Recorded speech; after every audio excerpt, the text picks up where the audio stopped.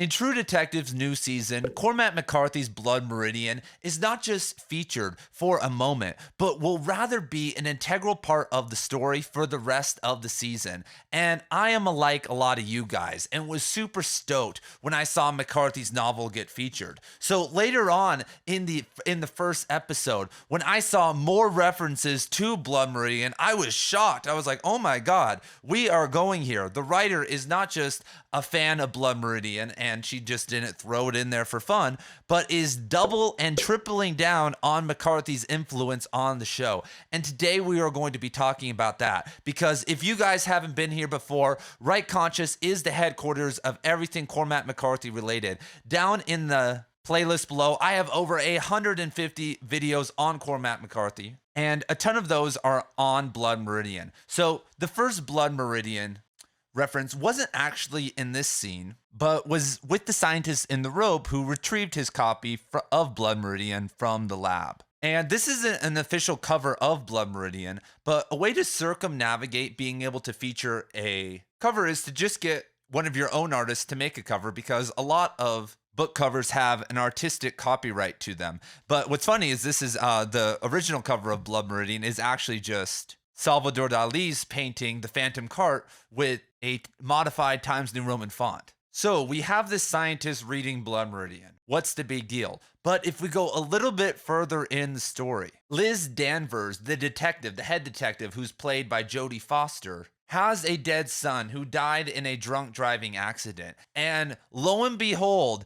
his name is Holden. How many different names are out there for Issa Lopez to choose? And we know this kid's name is Holden because Jodie Foster awakes from a dream and she goes, "Holden." And this is when there's like that ghostly hand and the whispering, "She's awake," going on. So there's some supernatural connection to Holden. But if we're going even deeper now to the third reference to Blood Meridian, which is overall the biggest, Issa Lopez is not Alaskan. She is Mexican, and she was raised by an English professor in Mexico and is a writer of novels herself and has won multiple awards in Mexico for her novel writing. And one of the greatest Mexican novels of all time, even though it's written by a Tennessean man named Cormac McCarthy, is Blood Meridian. And there was a conference in Mexico that was in Spanish about a decade ago, and there was a panel on Blood Meridian. And you would think they'd say this book is appropriation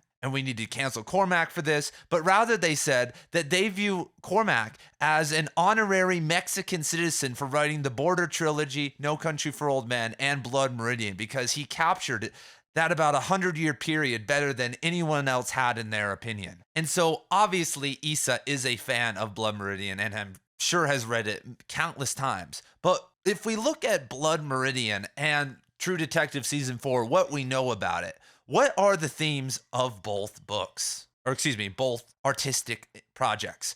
Well, to say it bluntly, white people killing Native Americans. I obviously know, as someone who's made hundreds of videos on Cormac, that it's much deeper than that. But what seems to be the main plot line of this True Detective is not the murdering of these scientists, but the murdering of the indigenous woman Annie Kay. And what's also interesting about this whole Holden reference is that what makes Blood Meridian supernatural is Judge Holden himself. He literally lifts the Tucson meteor, which is over 2,000 pounds. And I'll have a video coming out on this soon in my Blood Meridian tour videos, which I've been doing, where I go show you guys this meteor. And Holden walks this meteor around and then throws it. And there are at least 20 references to supernatural things happening in Blood Meridian. So it's not this pure historical novel. And that's why it shouldn't be directed by John Hillcoat, FYI, because his high noon proposition style that he's going to pull is not going to be what we need. Anyway, though, there are already hints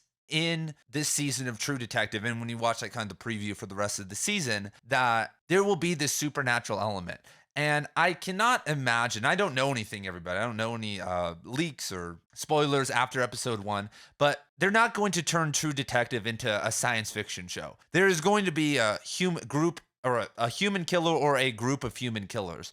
But as we saw with the other lady's dead son who led her to the group of the scientist bodies, there may be supernatural aid in the solving of this mystery. there will have to be supernatural confrontations to move psychic energy, to move these psychic blockages that Jodie Foster's character has, and even some of the other protagonists, so that they can solve the case, so that their unconscious can flow and they can find the keys. There could also be the more or less likely chance that the supernatural elements are doing the killing, which would be somewhat of a deviation. But when we look at season 1 and you look at kind of the end, and I'm spoiling season 1 now, during that last scene where they're down in those weird tunnels, it like opens up to the universe because of the ritual, and there's this super mystical thing going on. So they're not afraid to go there, but it has to be nuanced. And so when we see this group of scientists who get murdered, we have this Annie K girl who gets murdered, and indigenous women and indigenous people in general are murdered on reservations,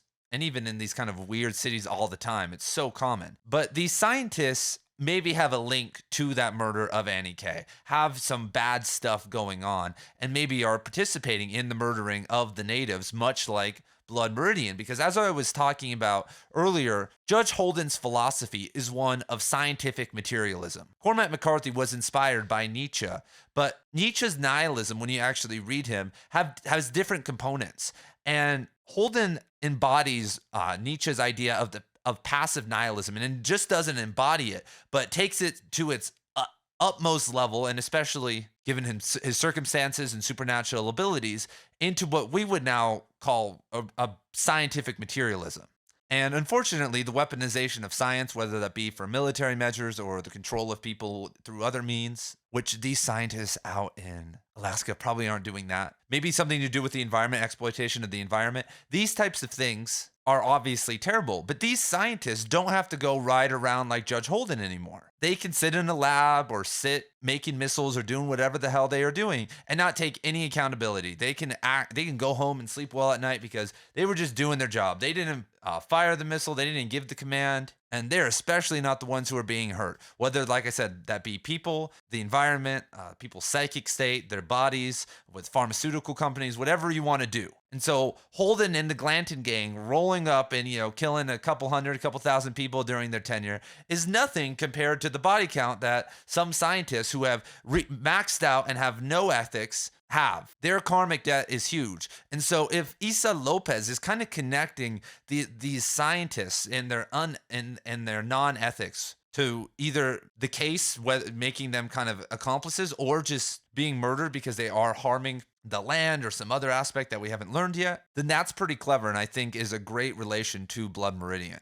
So down below in the comments, tell me all your theories, you guys. I don't think there are any leaks out there. Please don't spoil anything if you guys know where this is actually going. But let me know your theories. Let me know what you guys think the impact of Blood Meridian is, where these supernatural elements with Holden and these indigenous characters, where is this all going? What have I missed here? And if you guys want to support the channel, obviously subscribe, leave a like. I do sell a bunch of Blood Meridian merch. I think I have like 5 or 6 designs. Link down in the description below. And please go check out some of my other videos on Blood Meridian and Cormac McCarthy. He's one of the greatest authors of all time. And as you're about to see on my channel, he is a massive rabbit hole when it comes to knowledge and discovering different aspects of philosophy, science, and literature, because as a reclusive author, he is the greatest embodiment of the Hemingway iceberg theory.